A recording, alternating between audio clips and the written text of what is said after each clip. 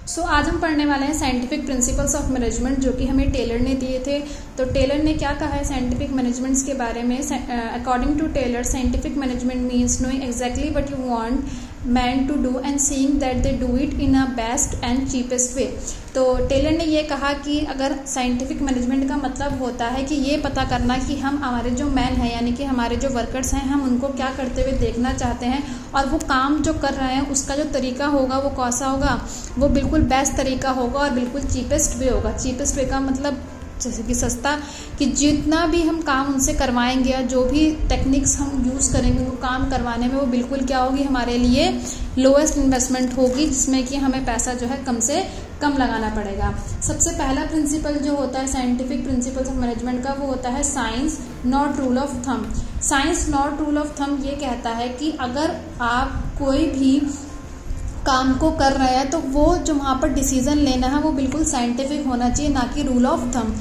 अब rule of thumb का मतलब क्या होता है कि कुछ टेक्निक्स और कुछ तरीके ऐसे होते हैं जिनको हम बिना दिमाग लगाए बस उसको हम फॉलो करने में लग जाते हैं। हम उसको ये नहीं समझते क्या वो हमारे लिए अभी सही होगा या नहीं होगा। जैसे कि हम एग्जांपल ले सकते हैं कि अगर हमें किसी बच्चे को ABCD सिखाना है तो जो मेंटली साउंड बच्चा होगा वो तो ABCD को अच्छे से समझ जाएगा, लेकिन जो मेंटली साउंड बच्चा नहीं है उसको हमें ABCD किसी और तरीके से समझानी पड़ेगी, ना कि rule of thumb. Rule of thumb क्या कहता है कि उसको पहले विजुअलाइज करके उसको लिखना देखना सिखाओ, फिर उसको पेंसिल से हाथ से पकड़ करके उसको लिखना सिखाओ।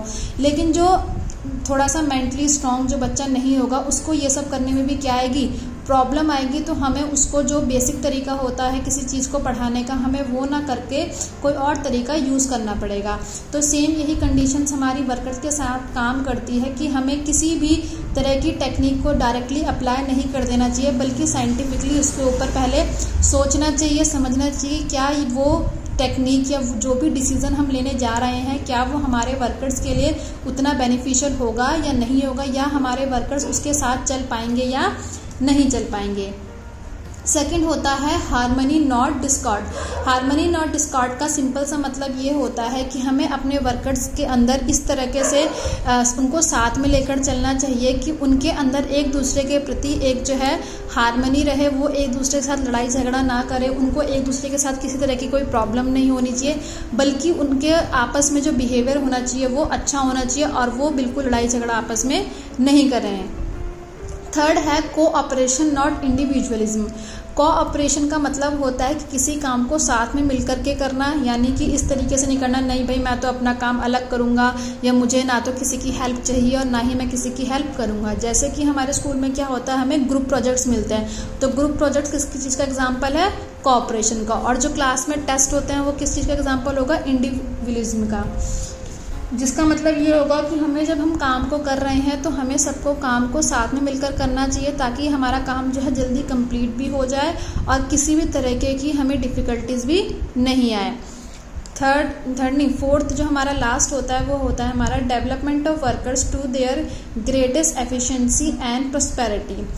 लास्ट हमारा जो डेवलपमेंट जो हमारा प्रिंसिपल होता है वो ये कहता है कि हमें अपने जो वर्कर्स होते हैं हमें उनकी एफिशिएंसी को डेवलप करते हुए रहना चाहिए, यानी कि ये हमारी रिस्पॉन्सिबिलिटी होती है, मैनेजमेंट की रिस्पॉन्सिबिलिटी होती है कि वो अपने वर्कर्स की एफिशिएंसी को इंक्रीज़ करें। हम अपने वर्कर्स की एफिशिएंसी को किस तरीके से इंक्रीज़ कर सकते हैं, उनको ट्रेनिंग दे करके, उनको किसी तरीके की सेमिनार्स वर्कशॉप्स वगैरह में एनरोल करके। तो ये एक मैनेजमेंट की रिस्पॉन्सिबिलिटी होती है जिसको उसे फॉलो करना चाहिए, ताकि जो उसके वर्कर्स हैं उनकी एफिशिएंसी क्या रहे, बढ़ी हुई रहे।